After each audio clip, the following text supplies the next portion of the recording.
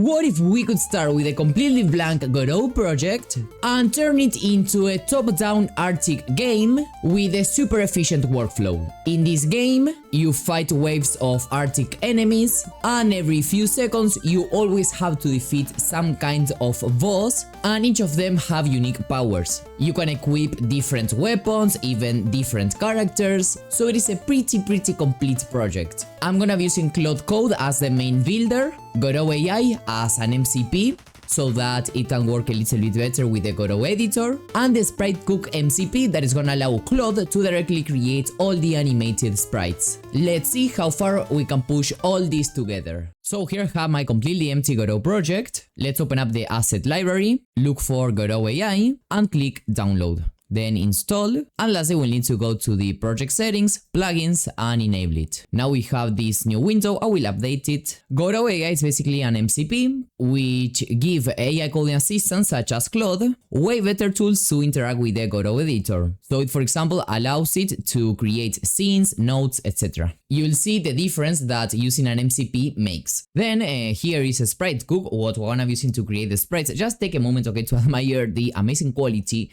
that this thing has. It's very amazing, and as you can see, it's actually used by more than 8K game developers, and you can see the amazing reviews that this tool has. Then on Claude Desktop, click on Customize, then on the plus icon, create plugin, add marketplace, add from repository, and copy this URL that you will find in the description down below to directly copy and paste. Then let's click on sync. Then over here, and then you will see a button here to install it, but in this case I have already installed it. Now let's make sure to completely close our Claude session so that all these MCP changes actually apply. Now let's try everything by making a very simple request of creating any sprite. So we'll need to click on this link and authorize Claude Code to use our SpriteCook account. Everything is set up. Let's start with the most interesting part. Let's give Claude Code the concept image, also a PDF that it has a lot of information about the exact game that we wanna create, and lastly the prompt. Let's use Opus 4.8. Okay, so it's been a while,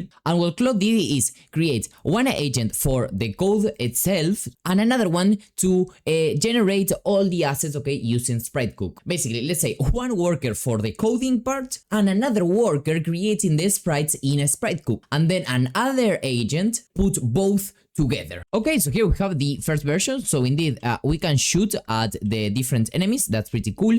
I see that there's some weird stuff happening with the camera. I think Claude can easily fix this. But well, we have the basic sprites. Okay, these guys should be a little bit more animated as well as the other enemies. But you know, like we can shoot. They can deal damage to us with the V. I can also open up a shop with different weapons, different characters, and even some upgrades. You know what? Like being able to create this in just like literally few minutes, it's amazing. I can easily take a look at the sprites and all that. Yeah, because take a look at everything that it created here in a matter of a few minutes. Once again, I didn't have to manually import anything. It did everything like 100% on its own. Very interesting. Well, the cool thing is that when I go to my assets on SpriteCook, I can see, okay, what the AI has been generating. And take a look at how here Claude was actually working a lot, taking a screenshot using the Godot AI to see how the scene currently looks like. As you can see here, even Claude run 4 agents at the same time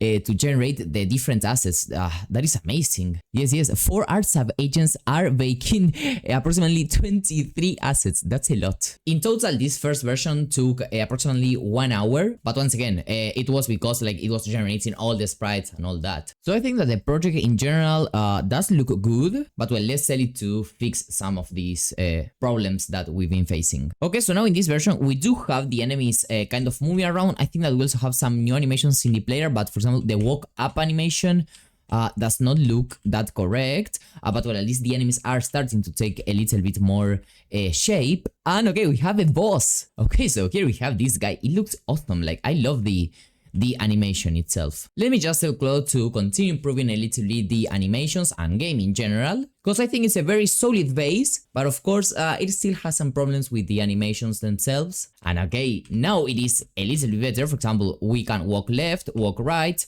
walk down, and we have an animation for walk up that does not look correct. But take a look at the shooting animation, okay? It starts to look a little bit better. Okay, so I just told Claude to once again go ahead and regenerate these animations. They start to look a little bit better. Walk down, walk up, walk left, walk right. There's still some inconsistency between the different views, as you can see, but we start to be way closer. And once again, the key thing here is like speed, because I don't have to be generating stuff in SpriteCook, coming back to Claude or Godot. I didn't really have to do anything like that. And I think that that is the key thing in this workflow, that we can easily visualize stuff inside Godot.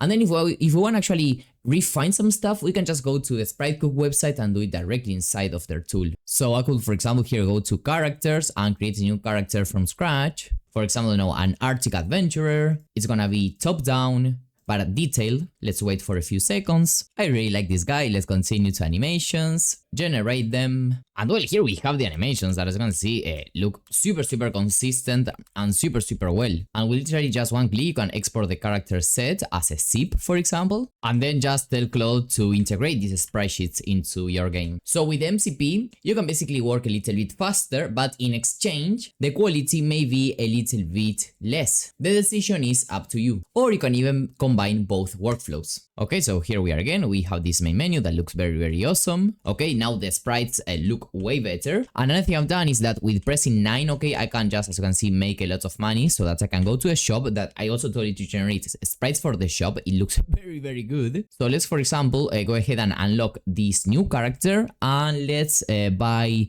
the rocket launcher, for example. So this looks very good, as you can see. And I like the sprites. Like they look a little bit weird. I believe this is like a platformer angle and it should not be a platform. It should be top down as the sprites that we've seen a second ago. But I think that in general, it looks very good. Let's try another weapon. For example, let's go to this using this character and let's use the shotgun. Okay, and let's see how this thing shoots. Okay, it looks very good. Yeah, definitely. I like the projectiles and all that. And once again, everything like let's say it's very consistent in terms of the word that is an Arctic. Okay, and we have a blessing here. So for example, rapid fire. So we have way more fire rate. Okay, that's cool. That's very cool. And we even have damage upgrades over here, or upgrades in general, like damage, max health, move speed. That's very cool. That's very cool. And once again, take a look at how like it's been working with Claude. It's like very amazing how you can see like it reads the different images, tries to interpret if it looks good or not. Very cool. And well, the sprites gallery like is getting very huge. Take a look at this. It's amazing, really. Okay, so let's take a look at the new sprites, okay, that it has generated. Okay, so I think these ones are a little bit better. We can still improve some parts, but what I've done is that I told it to spawn bosses more frequently. Okay, because I think that is a key part of this game. So let's, for example, unlock this other guy. Let's buy some upgrades. That's cool. And what we should see, oh wow, the rocket launcher is amazing. So we have this boss over here, and let's see where it is. Okay, here it is. It looks very cool. As you can see, well, it seems that it has this animation, this other one, and this other one. Once again, we could tell it to regenerate it, or we can create it ourselves on SpriteCook, and let's try to kill it. Or even here using the shotgun, that looks very good. Okay, so here it is. I've killed it and I have a blessing. Okay, more damage. There it is. And now, okay, supposedly in a few seconds, okay, a new boss should appear. Okay, here it is, a new one. Let's see it. Okay, here's this guy. Okay, I love the sprites. Yes, really, I love them. There are some problems with some of the animations that are not consistent, maybe. And the sizes also, but I think this is relatively easy to fix if we just tell Claude to do it. Okay, so here we have a next version of this. That's very cool. Okay, I've lost. Let's go back again. Okay, here we have the rocket launcher. There it is. We have the polar bear again. Let's try to kill this guy right over here. Okay, there it is. That's cool. More weapon damage. Okay, skill unlocked, Frost Nova. And I like that now, supposedly, okay, enemies should have like all the views. For example, they have the back view over here, left view, then a right view. So yes, I think that's something very cool. And well, we have this guy again, that is like a giant wolf. I love it. Come on, take a look at that. It looks very, very awesome. Okay, so this is all for today's video. Once again, I believe that the MCP is super good for when you need something fast. Maybe you just want to visualize an idea, as in this case, this Arctic game. And then when you actually find something that you like, the assets that you believe that could be made a little bit better, you create them from scratch in SpriteCook and tell Claude to directly implement them in your Godot project. Because